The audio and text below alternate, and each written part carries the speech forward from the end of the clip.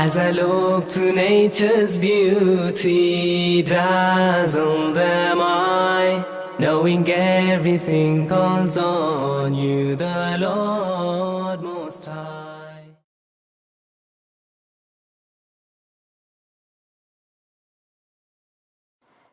The story of Robert Davila.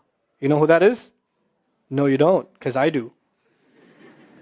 Robert Davila is a young man who lives in a town 40 minutes past Fort Worth. He was a farmer, young guy, and he was hit with some sort of genetic disorder that kicked in later on in his life, and he became paralyzed from the neck down. And he lives in a nursing home. Most people in that nursing home are 90 years, 100 years. They're really, really old people. And then there's, his room where he's paralyzed neck down. He's the only 30-something-year-old that is in the nursing home, okay? And he's been in that nursing home for the last 10 years.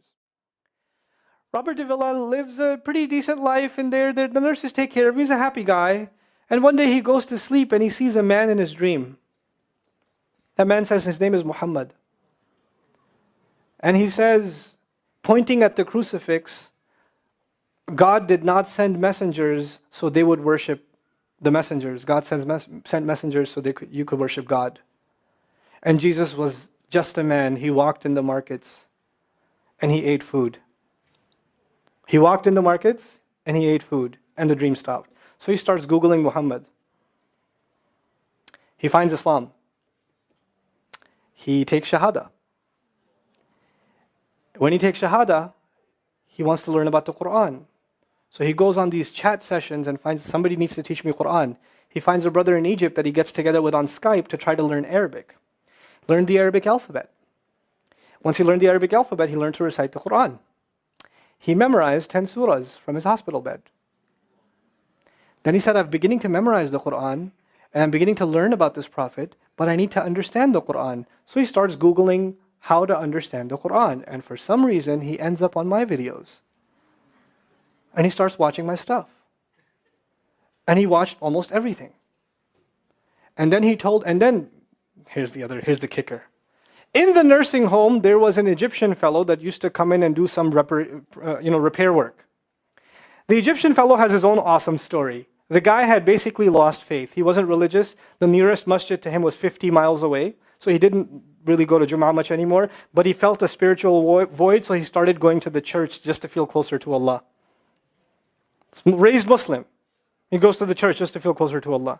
He's passing by Robert's room one day and he hears وَالْعَصْرِ إِنَّ الْإِنسَانَ لَفِي خُسْرٍ. So he walks into his room and says, Robert, what are you listening to? Robert says, nothing. That was me.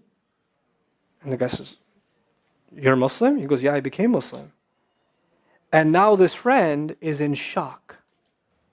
How does Allah guide someone in the middle of Churchtown, USA, in a nursing home, with a crucifix on the side of his bed that he doesn't even have the physical strength to move, and the guy himself says, I want to come back to Allah. So I took a few of us and we went. And we met with Robert. The nursing was pretty shocked. You're all here to meet Robert? He's like, yep. Why do you want to meet him? He's an inspiration. We're like, okay, let me check if we can. And they had to call the hospice administrator and all this stuff, and then eventually let us in. And Robert's in shock. And then I meet with Robert, we're talking, and I was like, hey, Robert, so I heard you memorize some surahs. He says, yeah. Can you recite one for me? So he recited Surah Al-Asr. Not one of us was not crying. We're just in tears.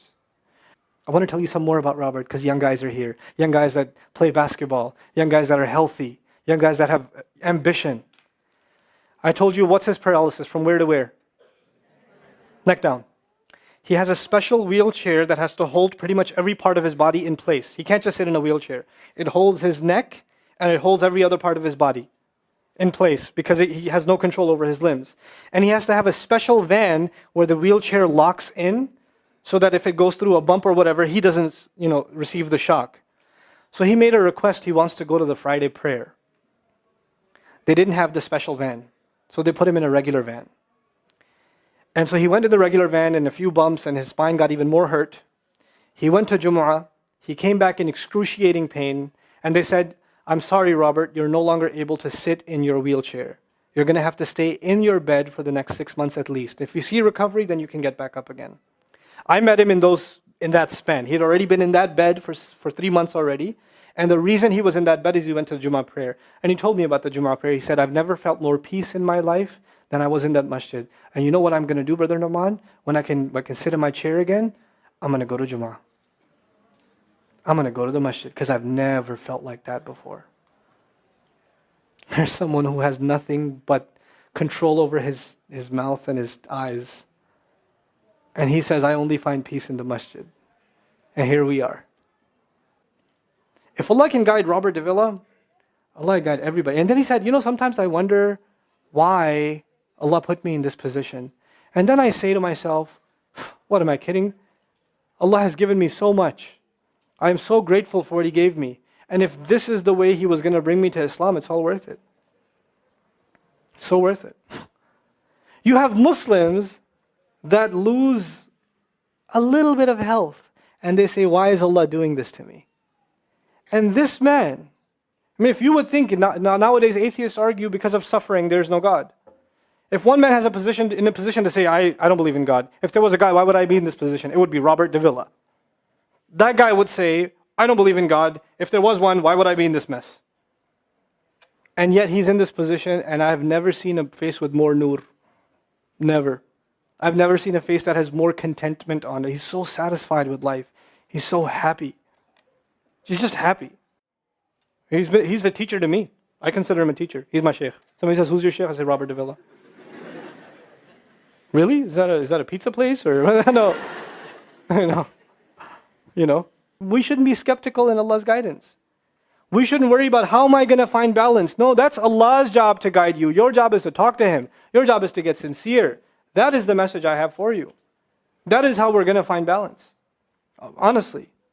And if once you do that, once you become sincere to Allah, Allah will open doors. Allah will give you friends. Allah will give you teachers. Allah will give you access to resources, all of which are going to bring you closer and closer and closer to Him and to the truth and make life better for the people around you. This is really the gist of what I wanted to share with you. I don't want to speak longer. I've spoken too long already.